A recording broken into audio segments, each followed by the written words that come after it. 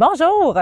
Les technologies numériques facilitent grandement l'apprentissage. On l'a tous remarqué durant la dernière année. Eh bien, depuis près de 20 ans, l'école en réseau permet aux enseignantes d'ouvrir leur classe et de développer des pratiques de coélaboration à l'écrit et à l'oral de leurs élèves à partir de moyens numériques variés. Et ça se fait même avec des élèves de deuxième année. Y croyez-vous?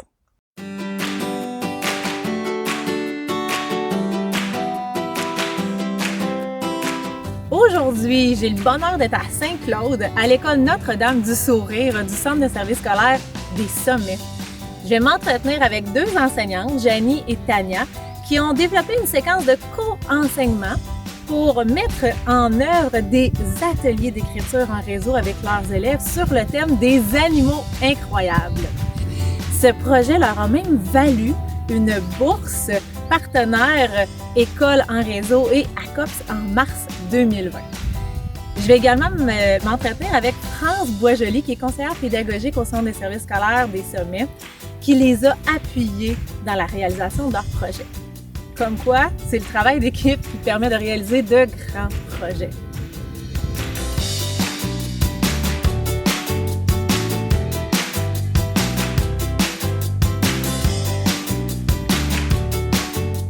Janie, dis-moi donc, qu'est-ce qu'on doit comprendre que vous avez réalisé ou mis en place dans ce projet merveilleux, Les Animaux incroyables? Alors, Les Animaux incroyables, c'est une séquence de co-enseignement dans laquelle on voulait vraiment travailler la compétence à écrire des élèves de deuxième année en utilisant aussi la littérature jeunesse. Donc, on a bâti une séquence qui est multidisciplinaire dans laquelle on va aller amener l'élève à travailler sa démarche d'écriture à travers un texte informatif et à travers un texte narratif. On a jumelé un petit peu d'éthique et culture religieuse, un petit peu d'art et surtout les technologies. Tania, c'était quoi l'intention pédagogique que vous aviez quand vous avez pensé co-élaborer ce projet-là ensemble? Oui, bien en fait, on voulait faire écrire nos élèves. Puis on voulait vraiment qu'ils soient lus, puis qu'ils soient, dans le fond, vus aussi en virtuel par une autre classe, parce que dans notre petit milieu, justement, c'est des choses qui ne sont pas toujours possibles. Puis là, tu as dit co-enseignement. Qu'est-ce que ça veut dire? Alors, co-enseignement, ça veut dire que moi et une collègue, Tania, on se partage l'enseignement pour aussi amener un vent de fraîcheur aux élèves. Ça leur permet de voir des élèves d'une autre classe, de collaborer avec des élèves qui proviennent d'une autre école, parce que comme nous, on est dans un petit milieu, nos élèves, ils sont dans la même classe depuis la maternelle et ils vont être le même groupe jusqu'en sixième année. Donc, les équipes souvent restent les mêmes. Ça permet d'ouvrir les portes sur un autre groupe d'élèves avec qui on peut partager. Les élèves, ça leur permet d'avoir aussi une autre entrée, parfois d'entendre une autre personne qui parle, peut-être que ça leur fait du bien d'entendre des explications qui sont dites différemment. On n'a pas le même débit de voix, on n'a pas nécessairement la même façon de communiquer. Souvent, moi, au départ, je leur offre du temps pour se parler, se réseauter. Ensuite, la magie se crée parce qu'autour d'une bonne idée, autour de notre programme, de nos intentions pédagogiques, là, on développe quelque chose, donc tout un processus de très belles séquences d'enseignement.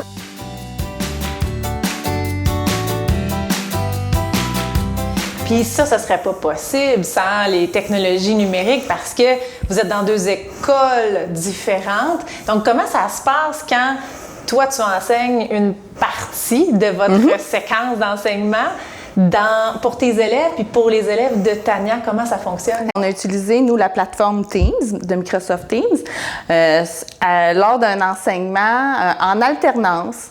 J'enseigne une mini-leçon des ateliers d'écriture. J'enseigne à mon groupe tout en parlant en même temps au groupe de Tania. Et là, on pose des questions dans les deux classes. On se donne aussi du temps d'écriture. C'est important dans les ateliers d'écriture de donner un temps d'écriture aux enfants. Et on fait un retour suite à la mini-leçon avec les deux groupes. Donc, mes élèves vont venir parler à la caméra pour parler des modifications qu'ils ont faites dans leur texte. Ils vont le partager à la classe de Tania. Ça permet d'avoir des nouvelles idées.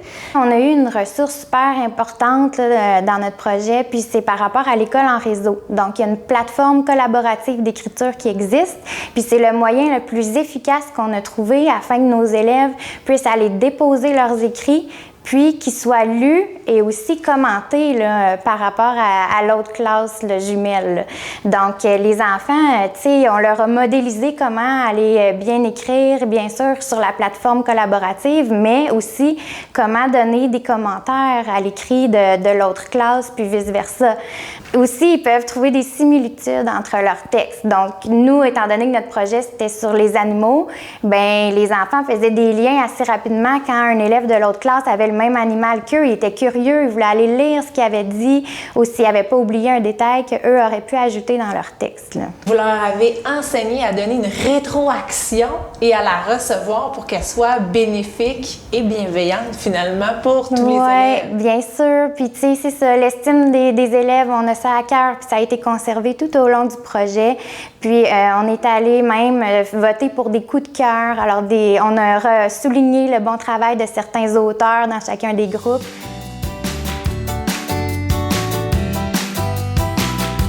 Puis, parlons-en des bénéfices sur les élèves. C'est quoi l'impact que tu as vu par rapport à leurs apprentissages dans ces ateliers d'écriture-là? Un des impacts qui était le plus impressionnant, c'était vraiment ils ont réalisé la portée de leur écrit. En comprenant que quelqu'un d'autre allait le lire et que ce quelqu'un d'autre, c'était la classe qui était de l'autre côté du TNI, les élèves ont été vraiment plus... Ils se posaient beaucoup plus de questions par rapport à comment écrire leur texte. Ils s'engageaient davantage dans leur travail. Ça a fait une grande différence dans la correction de leurs écrits parce qu'ils réalisaient à quel point c'est important de se faire comprendre par une autre personne. Bien, moi, je pense que ça leur a donné une certaine confiance en eux. Oui. Tu sais, pour des élèves de 7-8 ans, peut-être que ça peut paraître épeurant, je le sais pas, mais nous, on les a lancés dans le projet puis on leur a fait confiance. Ils en savent pas mal plus que qu'est-ce qu'on peut croire. Oui.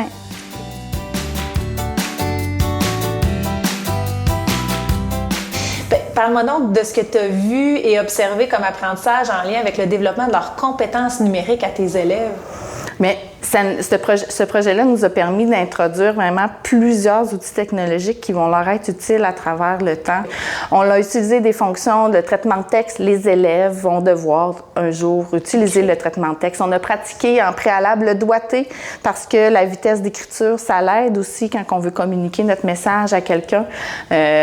On a utilisé aussi des applications où ils peuvent créer des livres. On développe en même temps un petit peu leur côté artistique. Quelqu'un qui voudrait s'en aller dans l'art numérique, c'est aussi très, très à la mode, en vogue. Donc, en utilisant les technologies, on est allé chercher un petit peu les forces de tout le monde, leur montrer que c'est possible d'utiliser ces outils-là dans la vie de tous les jours. On a aussi pratiqué avec eux, ça peut sembler très facile, mais aller enregistrer un document au bon endroit, de donner un titre à notre document. On a utilisé la fonction copier-coller. C'est quelque chose qu'on utilise vraiment très souvent, mais il faut leur montrer. Alors, au final, afin de bien conclure notre projet, là, ce qu'on a fait faire aux élèves, c'est qu'on les a mis à l'aise avec l'application Book Creator, dans le fond, mais ça pourrait être toute autre plateforme de création de livres numériques. Nous, c'est ce qu'on a choisi parce qu'on la trouvait conviviale puis facile d'accès pour les 7-8 ans. On a créé une bibliothèque de classe et puis ils ont pu se connecter avec leur nom d'utilisateur, puis débuter leur création de livres numériques. Dans le fond, là, le produit final, ce sera vraiment un recueil qui rassemblera les textes de chacun de nos élèves, puis ça fera un livre commun numérique avec lequel un code QR sera facile à envoyer dans les familles. Donc, la diffusion de leur projet, mais c'est ça qui va créer l'impact du projet, puis du produit fini, en fait, là.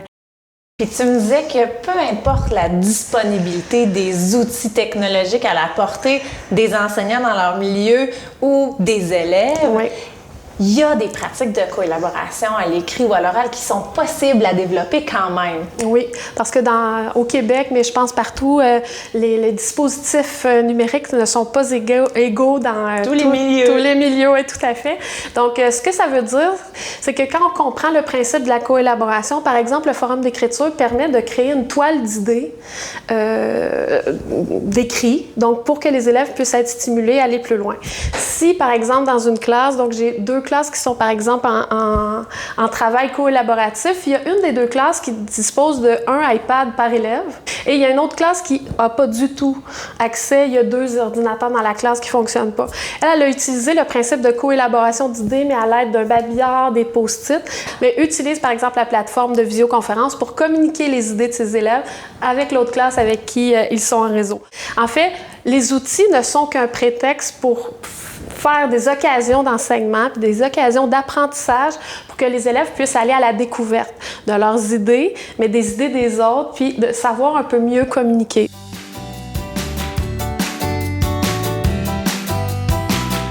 De ton côté, à toi comme enseignante, en quoi tu as vu que ça enrichissait ta pratique d'enseignement de travailler en collaboration comme ça avec Janie? Bien, je me sentais vraiment moins seule, puis allégée. De travailler en co-enseignement, le premier bénéfice pour moi, je trouve, c'est la motivation. Autant pour moi, ça me motive à embarquer dans le projet. Ça motive les élèves de se dire « on va aller rencontrer l'autre classe ». Donc, j'invite vraiment tous les autres enseignants, peu importe le niveau, à s'embarquer dans des projets du genre et de profiter du fait que dans un projet, on peut évaluer différentes choses et non pas juste la finalité. Qu'à travers un projet, à travers le processus, on peut aller chercher différentes traces, que c'est pas nécessairement lourd un projet, qu'on peut vraiment en bénéficier puis aller chercher plusieurs compétences. D'ouvrir notre classe puis d'ouvrir la fenêtre justement par le biais du TNI, ça fait du bien, là, puis ça, c'est ça, les élèves sont contents de voir des nouveaux visages.